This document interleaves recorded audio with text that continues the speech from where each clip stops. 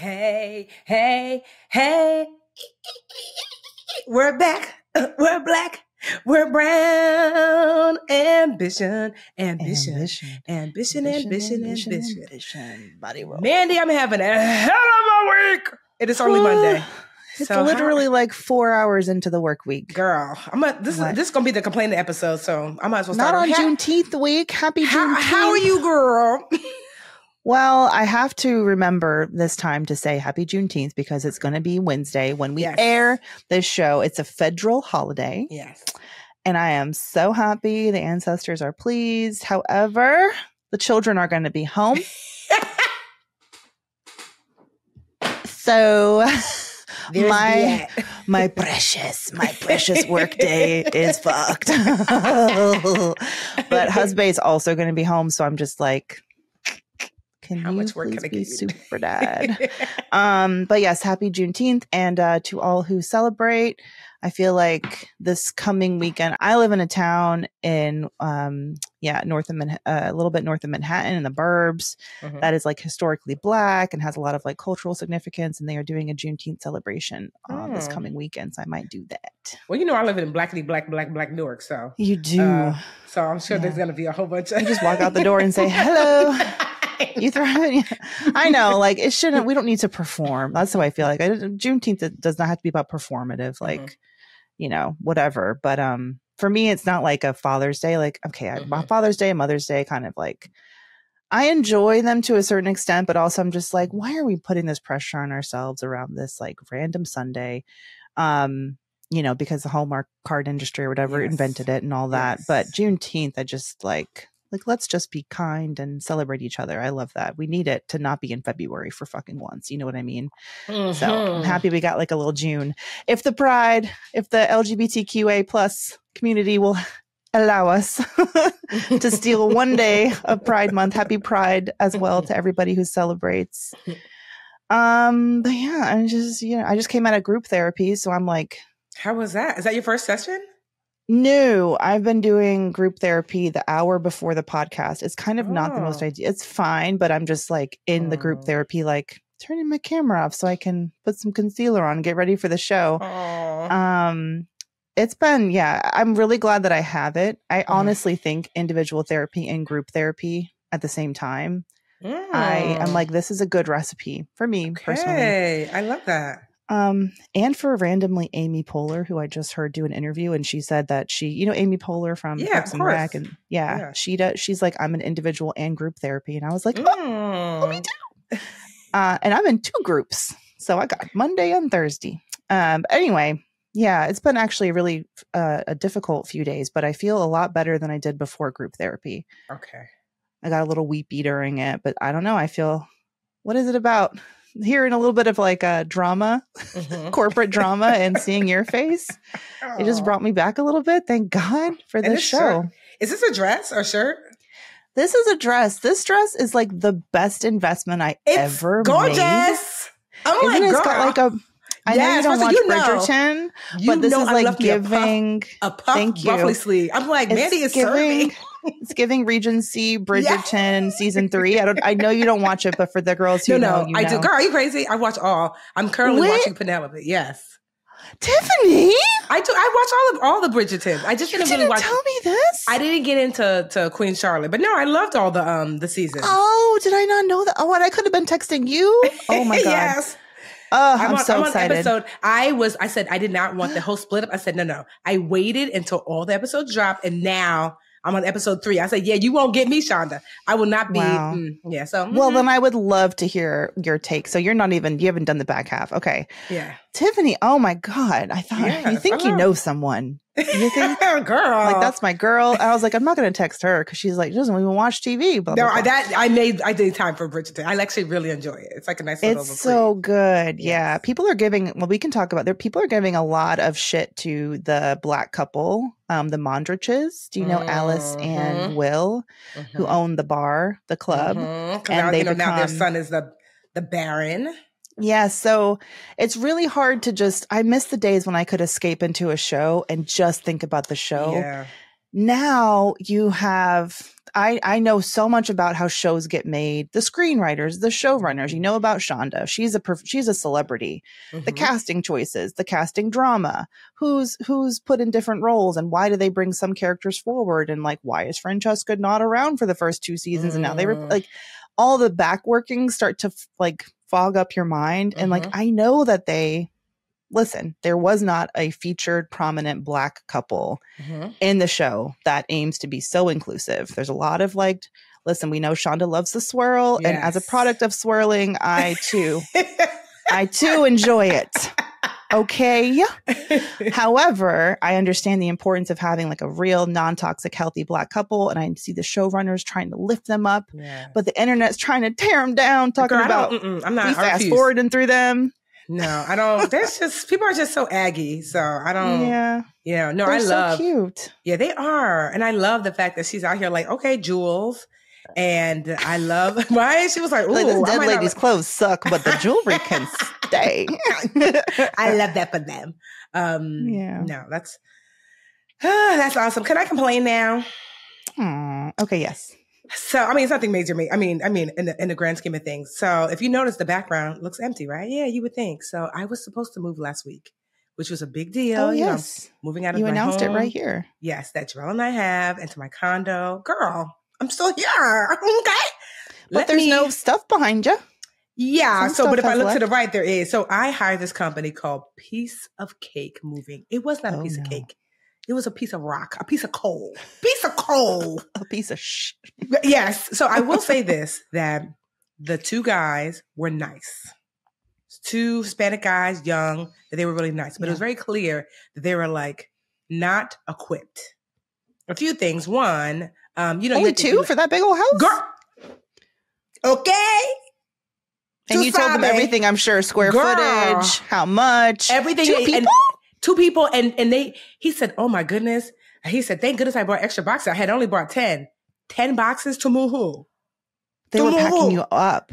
Yes, they were packing me up. And so he had only 25 boxes. I had to go to Home Depot myself. Baby, I was going to say, they better go to Home Depot. Yeah, no, I went because he was like, this is basically like, I guess based upon whatever you tell Piece of Cake, they tell them, here's how many boxes. Because he was telling me basically that, I guess they're contractors and like Piece of Cake charges them for the boxes, like, that way they know, I guess you bring back what you don't use. So they know how many boxes you actually like, moved,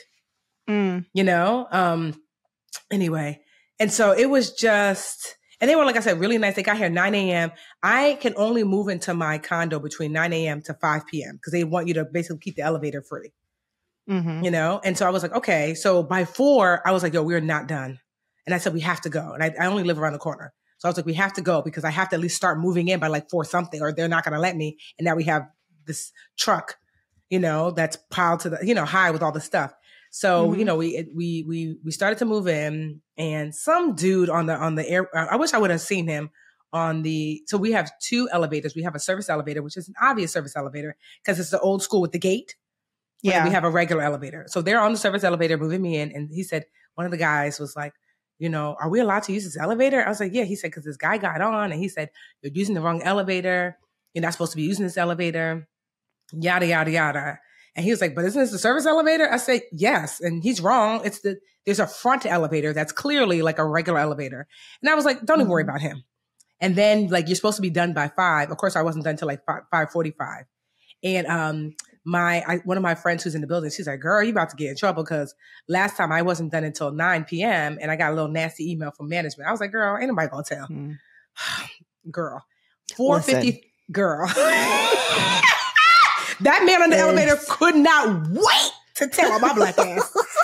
First of all, I was gonna be petty, but I said, Tiffany, first of all, you is kind of wrong because you were, not meaning like I was there longer than I anticipated.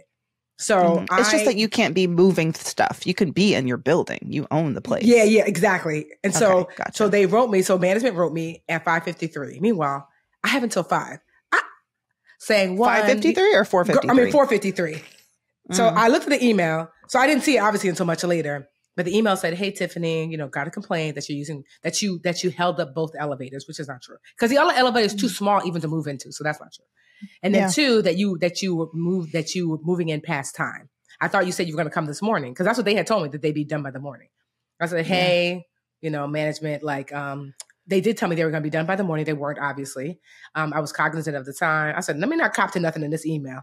I was cognizant of the time, and it certainly took a little longer than I thought. I said, I didn't use both elevators. And also, I wanted to say, girl, it is 4:53. I can't possibly be past time. It ain't even past the time when you send this email. But I said, I wasn't sure if I was going to die on that hill since I was late. I said, let me leave that Tiffany, part. we're leaving a little bit early today, but now we got to respond to this email. And that's exactly what it was giving. It was giving, girl, I'm out at 5, so I'm not going to say it. So she's like, so I wrote her back. She ain't write me back yet. So I'm sure here's the thing. I get it. That lady don't care. She don't live here. She's just responding, whenever somebody complains. And so I was telling my friend in the building, and she was like, girl, you got to get these people straight. That's what I do. She's the older black lady. The neighbors or the movers? The neighbors. She said, you got to get these people straight. Because every once in a while, somebody here thinks they can play with you. So you got to let them know you're not the one or the two. I was like, okay, listen, Miss nothing makes you want to be a recluse more than neighbors sometimes. Girl. It's just... I said, not you tattletaling like you're in 8th grade. We have the most toxic petty neighbor who's retired, and she literally is a window twitcher. I leave my house, I go talk to my friend across the street, and you see the curtains twitch. And I'm just like, there she is again. She will wait for the smallest thing. She has a bone to pick with my neighbor across the street because she's a white woman, and this is an older black woman, like the elder of the town, who really is suspicious of the new blood, including myself, including me, because I'm no better. Even though I'm black, I'm still young. I got like a racially ambiguous children. Like, where am I from? I'm not from this anyway. And she has complained on them for the grass is too high. Meanwhile, we don't have an HOA. There's no rules. There are town ordinances, but she makes sure she enforces them just because she's a concerned citizen, So the grass is too high. She made her cut down a baby tree because the baby tree was blocking a baby pine tree. It was so cute. Anyway, because it was blocking the corner that she does not even drive down. Anyway, neighbors, man. Yeah. Here's the thing. For the most part in the building, everybody's been really great. I know exactly who it was. I said, I know it was you, Tom. That's not his name, but but I knew exactly who it was because they were like, is it okay? Because the man said, I said, what man? They're like, these white man. I was like, So I was just like, yeah. So anyway, if you're listening, Tom, which I know you're not, I could use that elevator. Does Tom know that he lives in Newark? Okay. So honestly, like I said, for the most part, the place, it looks absolutely stunning. And the building's really quiet. The pictures you sent. Oh my goodness. You haven't even seen, it's just like, the neighbors are actually really nice. Like, that's like my only one little gripe. I was more so that piece of cake was not a piece of cake. Cause honestly, they didn't, I'm still here.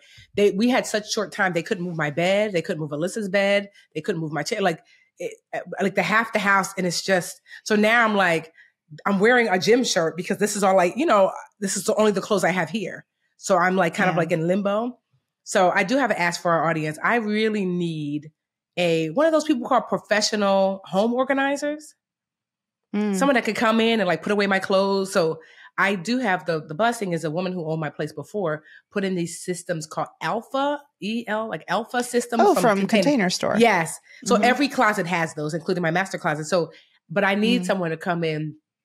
It's not so much to hang up my clothes. I don't do that obviously, but I want like someone that's like, because she had her own system. She had like, so I want someone to come in and be like, okay, we can use these shoes, but we need like these poles or whatever, like basically to reorganize the closet. Oh yeah. Yes. That's a good use of money. I know. God. And so like, I'm excited. So if you know like a home organizer, that's just because here's the thing. I don't want to, I know I can do it, but I know that it's going to be raggedy. And then when I don't have a system in place, that's when I get messy. I'm like a preschooler. You have to label every area of the classroom and I'll put the blocks away, but you just got to tell me where's the block area. And so, yeah, I'm looking for someone. I started to call around, but I'm in New Jersey. So anybody in that area, just slide into my DMs on the Budgetnista, message me. Yeah. Just because honestly, I'm really vet looking them really well, because that is such one of the jobs where you could really be shitty at it. And like, it can be like a side hustle. I just feel like I'm like, get those home edit girls. Yes. Once you're on GMA all the time. Yeah. Actually, like what I would really version? like is someone who has a company, not just a one-off. Like, this is not a task rabbit. I would love for someone who's like, oh, this is my company. I have 2 or 3 women that work with me. That's really the vibe I'm going for. So there's one woman like I reached out to, and I was like, girl, at these prices, I could buy a new condo. Are you crazy? It's not going to be cheap, I imagine. Like, what's the budget? Like, what do you think you're going to have to drop? I don't even know, but she told me I think she's $115 an hour. And I'm like, I feel like a few $1,000s. Yeah. But I mean, the thing is, and that's just, she's like, for phase 2 and phase 3. Here's the thing. I expected to pay a few thousand, but the way she's breaking it down, I'm like, I'm not paying $10,000 to put clothes away, because the way, you know, like, I just not, you know, like, so I don't know. My budget is under 5, I guess. But the way she's telling me it's going to take so long, I'm like, girl, this is going to be, like I said, I'm not paying someone $10,000 to put clothes away. I will just live in a mess. I like a flat rate. Don't that hourly me too. stuff makes me a little Come nervous. to the house and give me a flat rate. I don't mind. If she would have told me here's 5, boom, boom, I would have paid it. But like this hourly, and it's probably gonna take this, and that's just phase 1, and that girl, huh? Ooh. Yeah. So I'm gonna see if I can squeeze, because I really actually did like her, and because she's a small business, woman-owned business, and I'm gonna say, can you give me an estimate? Yeah, exactly. So I know an interior designer in Jersey, not your girl. But another one, and I'll ask if she knows anybody. Yes, please. But yeah, that's it. Piece of cake. You was a piece of shit. Don't sue me. Yeah, we did get a comment from a mom who's like, this episode was marked safe for children, or whatever the rating is, but it should have been marked E. And I was like, I don't know. You know, your kids will be fine. Right? Half these babies don't even know what we're talking about. The way that I tried to sneak in a little like saucy song in the car. Like I tried to play a little cowboy card the other day. Riverdance came on, and I was like, this beat is great. First of all, Remy, oh my God, Remy loves music. I'm like, is he going to be a dancer? Is he going to be an artist of some kind? Is he going to be in Broadway? Am I going to finally get to be a Broadway stage mom? But he loves a beat. Like, his little body just he can't help it. He's got to clap. He starts to try to sing. Oh my God. I'm like, is this what Beyonce did when she was a baby? Am I like, is it the next Prince? Anyway.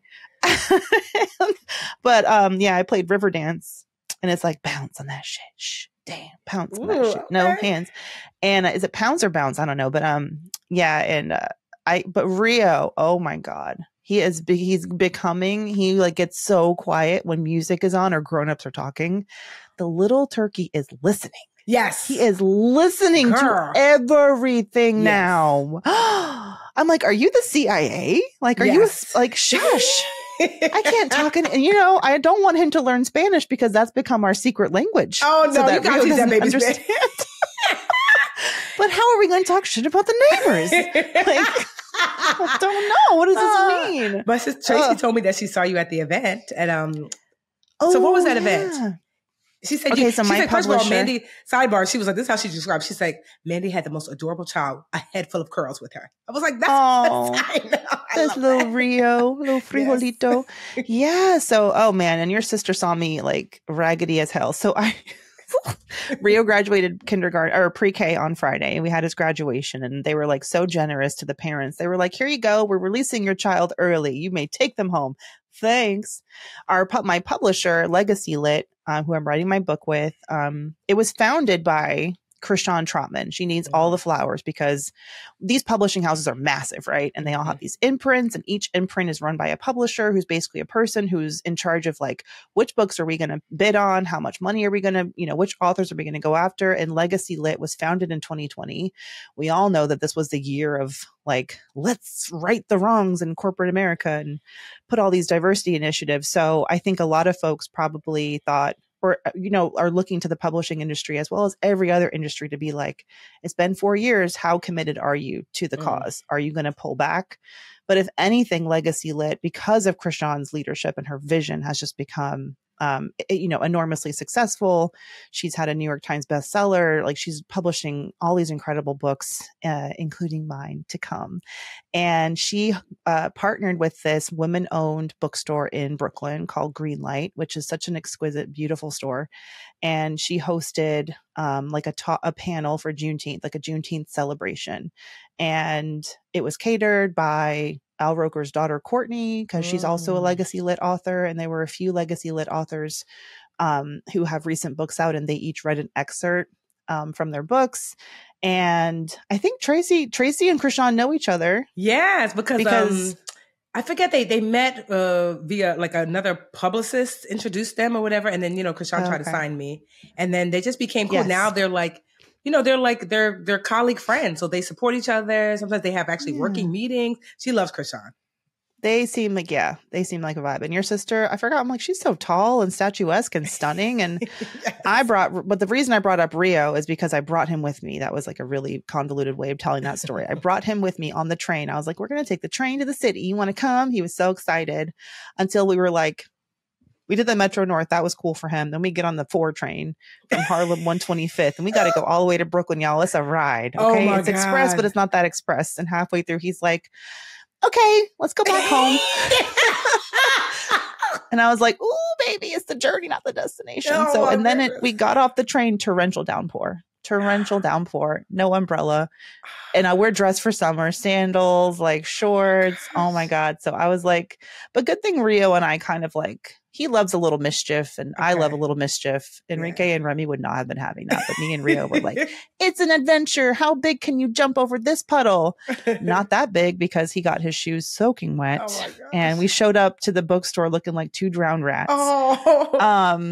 But it was a real fun event. And I'm really glad that I went on my way to go, because I love being a part of this publisher and just everything Krishan and her associate editor, Amina, who really championed me. She was like, Krishan, I know Mandi, she's from Brown and Bush, and you need to let's bid on this book. So thank you to Amina really for advocating. But what an incredible woman, and her legacy literally needs to live on. So I was happy to go. Oh, that's great. Honestly, I love that.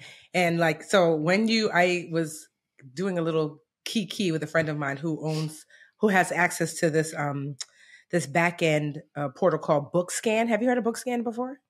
Through you, yeah. It's like where the analytics come through, right? Yeah. Well, only physical books. So anytime, basically, BookScan is literally just that. Anytime a book is scanned, beep, literally a physical book is scanned, then it's supposed. I mean, obviously, BookScan, I'm sure they miss some things, but even whether it's Amazon, it doesn't matter. Like any book that's scanned, it like aggregates to this program.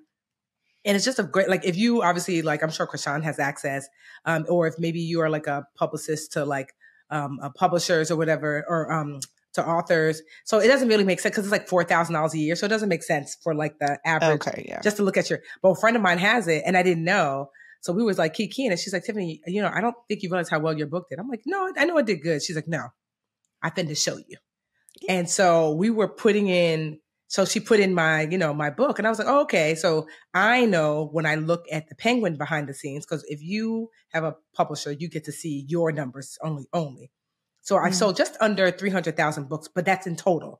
It says physical books, audio books, Kindle, these digital books. I said, okay, about 300,000. And so she said, let's look at, and I knew that on the Penguin side, it shows me about 50% of your books sold are physical books. So when she showed me, she's like, look, you sold 142, since your book came out, you sold 142,000 copies, which that tracks based upon what, I see for Penguin. Yeah. So then I was like, can we see who, can we see? Wow, that pop just ricocheted in my ear. I have never mastered the pop. I was like, can we see what the other girlies is doing?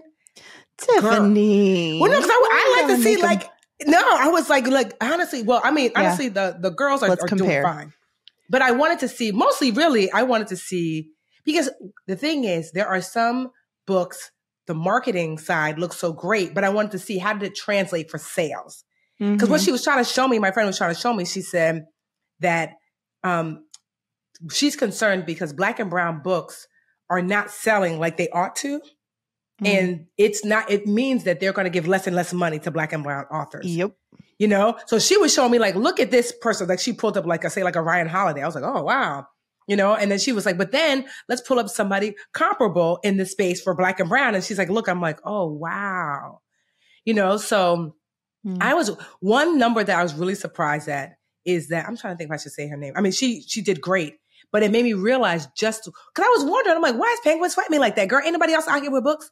So I'll just share because she's awesome. We all love Miss Tabitha Brown. Meanwhile, me and Tabitha the same age, but we all call her Auntie Tab. Come on the show, Tabitha. Same right? So Tabitha is amazing. So she sold, her book came out the same year as mine, 2021. This is just physical books. I'm sure her audio. This is her memoir, Feeding the Soul, or something about. Okay, yeah. Yeah. So the very first book, the yellow cover, and it said since 2021. This is how many books were scanned, about 175,000 copies. And I was like, which is amazing. But since 2021, I've sold 142,000. I could not believe that I was even in the same arena as Tabitha. I mean, Tabitha Brown is ginormous. And Lovey was like, that is why your publisher is sweating you. She said, Tiffany, because you're putting up Tabitha numbers, but I bet you they ain't give you Tabitha money. I was like, oh, the audacity. Where's your line at Target? What'd you say? Where's your line at Target? I mean, the brand is strong, baby. The brand is strong. I thought, so it just was just like these, it was just such a good eye-opening, so it was like, not shade, obviously, because those are huge numbers. I didn't know that my numbers compared, honestly. I just say all that to say that I just assumed that like you here and I'm here and then, but no. So I just say all that to say that I love that your friend gave you, I teased you a little bit about it, but that, that kind of information is power. And like you said, it's kept not, I mean, it's available if you got 4 Gs to drop on it. Yes. But if you're not an industry insider, how would you know that? How would I wouldn't? Yeah, it's similar for anyone who wants to know their value. Like, you don't know until you compare. And it's such a, until you see your comparable people in the market and how they're doing. And then you can cause girl, like I'm hearing some of the girls get cause I mean, I had a good first book deal, but like, if I'm being candid, my second book deal wasn't reflective of the sales that I made. Like I didn't sign a second book deal because I refused. I was like, this new number. Remember we talked about the number. The new number it was too close to the old number. And I mean, at the time I didn't know what I did in comparison to other people, but I knew that I had done relatively well. And I was like, girl, this looked like the same as what you gave me the first time. It's not too far off. And so knowing now in comparison to like what's happening in the industry, they really, I mean, I knew they kind of tried it, but I realized, they super tried it. Because I'm like, not me having some of the numbers as Tabitha and you're giving me like old Tiffany, money. So anyway, like I'm not ready to write, cause I know they be listening. Hey girl, I know. But I'm not ready to write another book now, even though they be sweating me, but I'll sweat me too. Cause here's the thing about me, like I'm gonna go with the money calls, just so we're clear. Cause I know you listen, hey girl. Because I know they're still talking about the book marketing that my team and I did for Get Growth Money. I didn't do the same for Made Whole because I was heavily in grief. And even still, Made Whole has done very well. It sold in total about 22 or 25,000 copies since it came out in November. And about 17,000 of that was in BookScan because that's the physical. So Made Whole is mostly selling physical because it's a workbook. And so that's really great for first few months out or whatever. So I just say all that to say that now that I know my numbers, now when I do want to write another book, we're negotiating differently. And if not you, somebody will pay me because you want Tabitha Brown numbers. Oh, okay. Well, I bring that to the table. What you give Tab? Call her. So yeah, it was just such a really great eye opener. And another one that was kind of like not shocking, but we all love Ramit. His book, I Will Teach You to Be Rich, his first iteration came out in 2009. And they stopped selling it 2019 because they had the new iteration. So from 2009, 2019, he sold about 175. I just assumed Ramit had sold, well, just physical books, remember, just physical books. But now, his new book, the new iteration, because he had version 2, because of his, obviously Netflix has blew him out the water. I mean, Ramit was already tremendous, but Netflix took his notoriety to another level. That book has sold over 650,000 of just the physical book.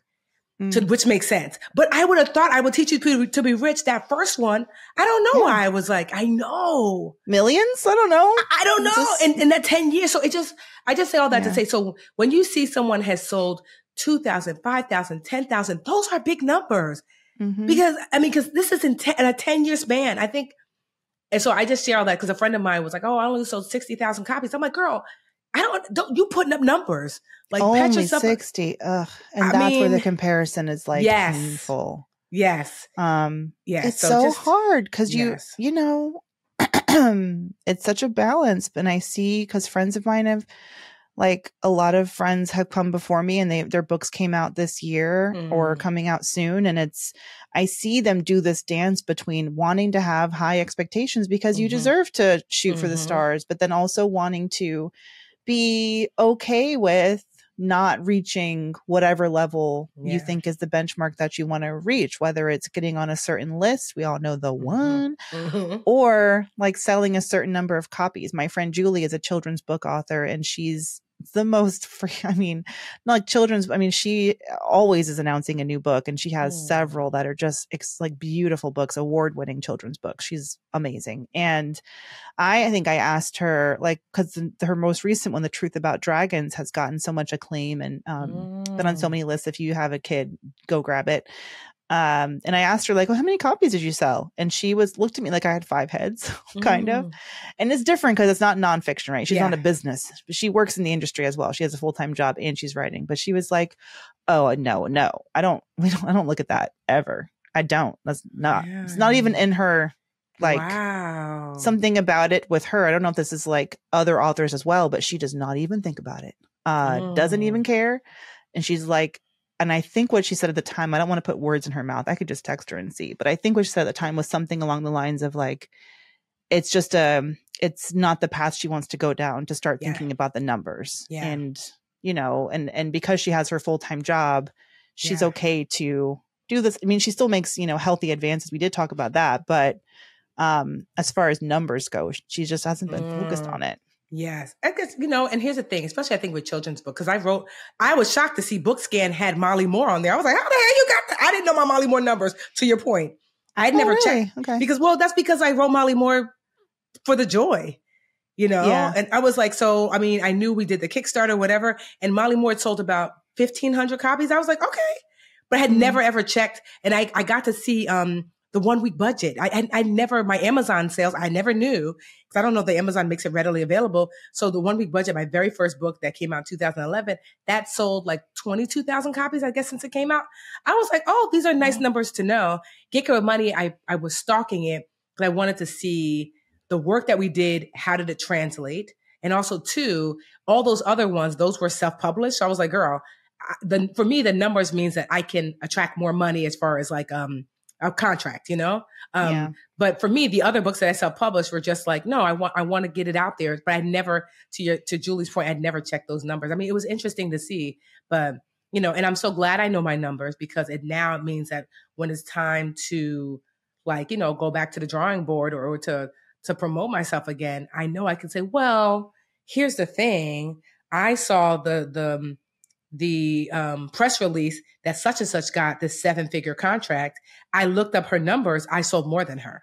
You see what I mean? Now I can have that kind of conversation when it comes to like that. So yes, a more informed negotiation. Yes. Yeah. So and I'm just so glad to know that I have like seen your journey, of course. And you've been so generous with like sharing, but for me, as I'm writing this book, those doubts start to come in, and it's like, it's like everyone has doubts, right? It's impossible to escape them. But the doubts say, what are you saying that's so different? What do you have to offer? Like I go to the library and there's like shelves of books, and I check them all out, and I'm like, oh, look, this has been written. That's been written.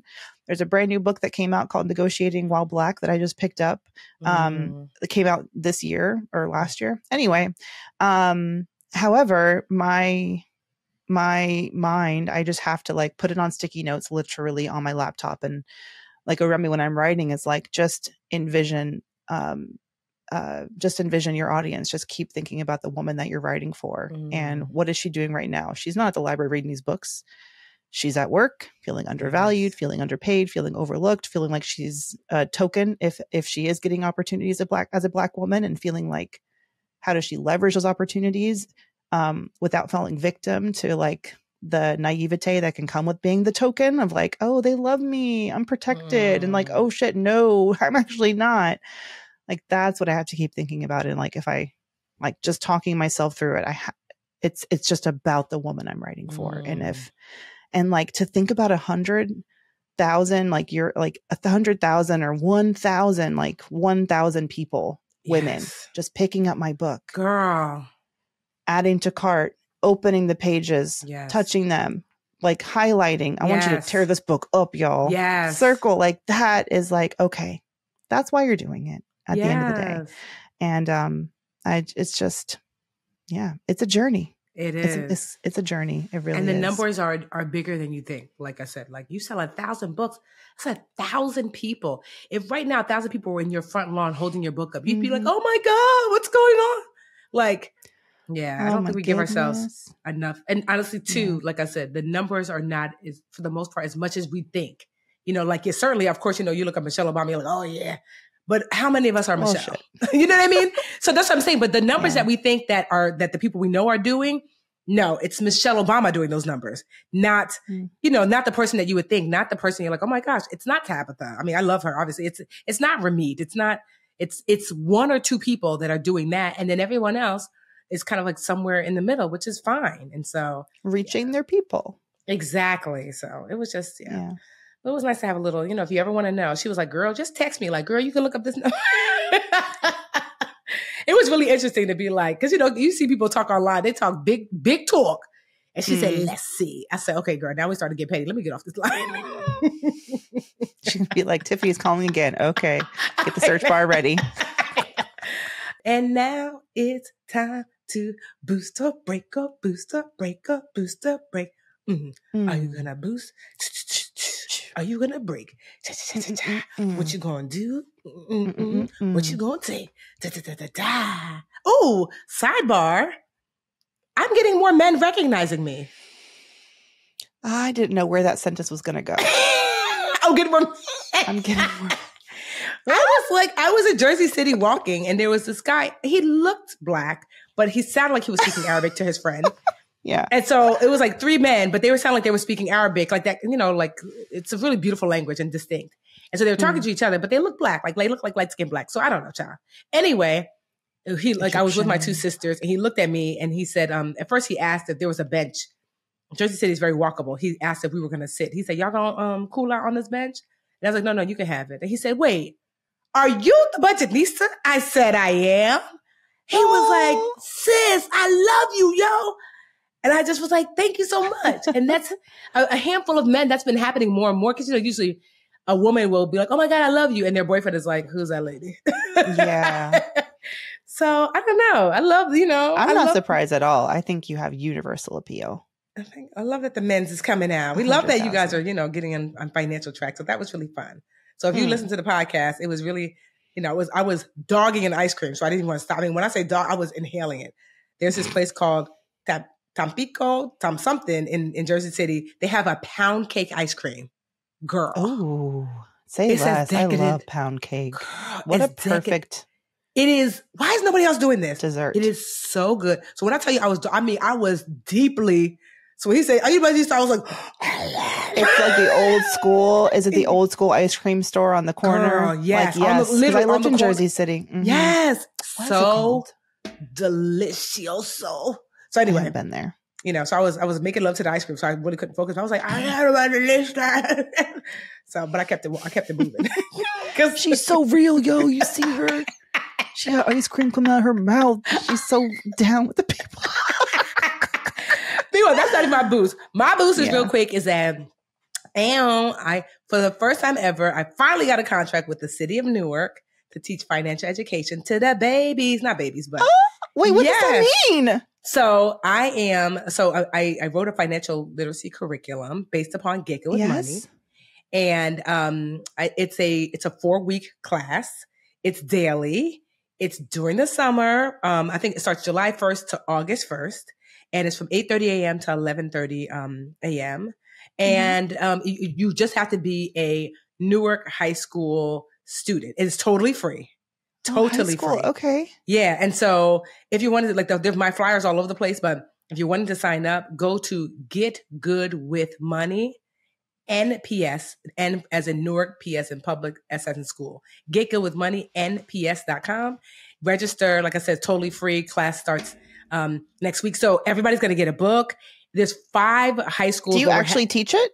So I'm going to come because it's 5 high schools. So I can't read all of them. So I'm going to go in like, and go, but we're hiring, what I love too is that we're hiring Newark teachers to teach it. And then, yes. You're so annoying. Girl, I'm so excited because we get to This is how I felt like when you announced your book deal. I'm like, when did you do that? Just be doing shit in the background all the time. That's just amazing. We've been working so hard on it. And I'm so excited because the kids get my book made whole, because I feel like the workbook is more appropriate for high school students. We're also secretly working with let me keep it light, with an electronic company, if you will, to try to get the kids electronics. I'll just say that because we're still like working on it, trying to get like bank accounts, right? Yeah. So I bought tablets for each classroom too, and we're going to raffle them off at the end to the kids who are there. But I'm trying to get each kid, quite honestly, a computer. Okay. So we're in talks with somebody that's like, tell me more. And then even like a sneaker company reached out to us about maybe getting them back to school sneakers. One of the ones that the kids be liking. And I have so many guest speakers. Like what I really wanted was like dope Newark graduates, like Cabral, that's my bestie. But Cabral was born and raised in Newark, has a successful family business. So he's going to be like, like a guest speaker. Cause I want kids to see, oh, you from where I'm from. You went to the same high school that I did, So I'm just really excited. And I'm hoping that it goes well. So that way I want to, I want to do it in the fall, because y'all know, for those of you who've been listening for a while, that I worked really hard with my assemblywoman at the time, she's now a senator, Angela V. McKnight, to get the Budget Nista law passed, which made financial education mandatory for middle school students in New Jersey, not just Newark, all of New Jersey. And because New Jersey already has a law for high school students. And so I've been wanting to, so I get this law passed, but I'm not teaching anything in the city where I live and where I was born.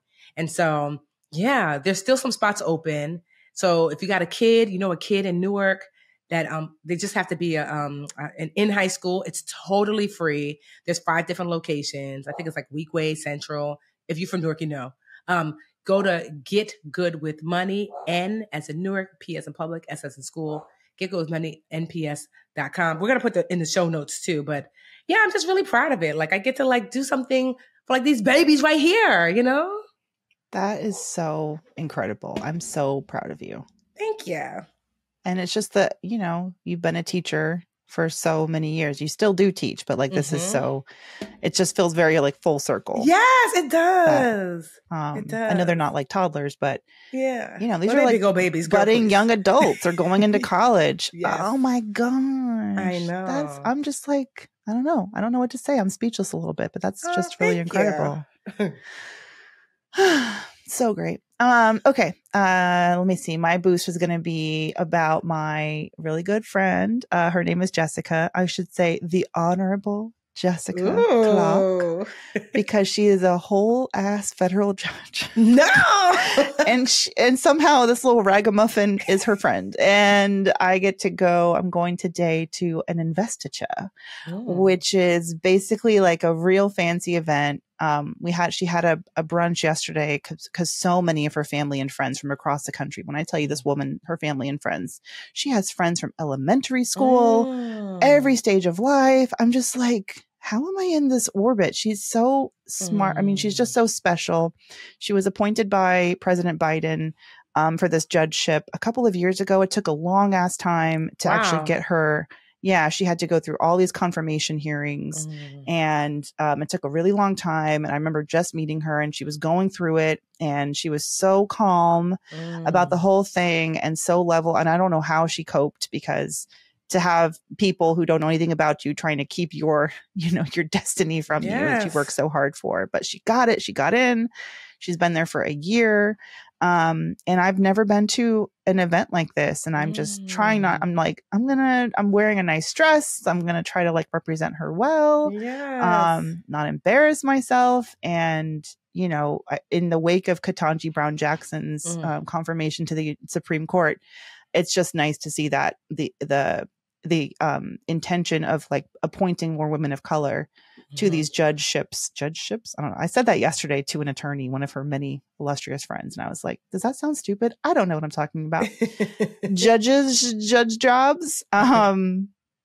It's just great because I think Jessica is definitely like an indication that, you know, they're moving a little bit more in the right direction, but I'm excited to celebrate her. And yeah, that's the boost. Is she in her 30s?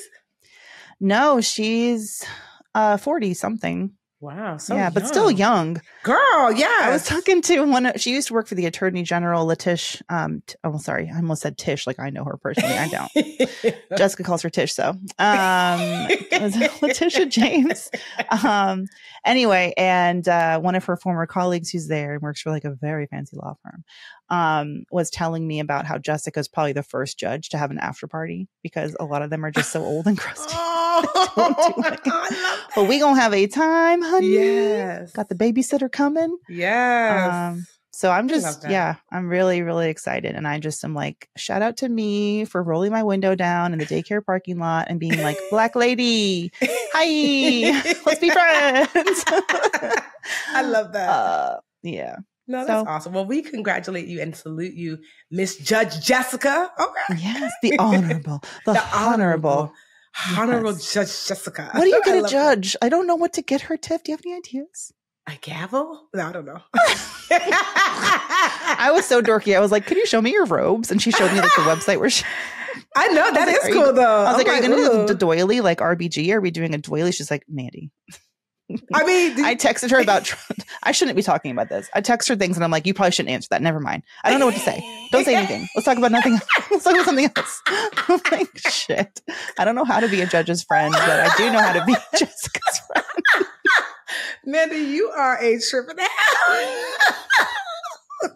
Let's talk about Bridgerton. Are you not talking about Bridgerton? She is a Bridgie fan, which is, I'm like, yes, let's talk about that.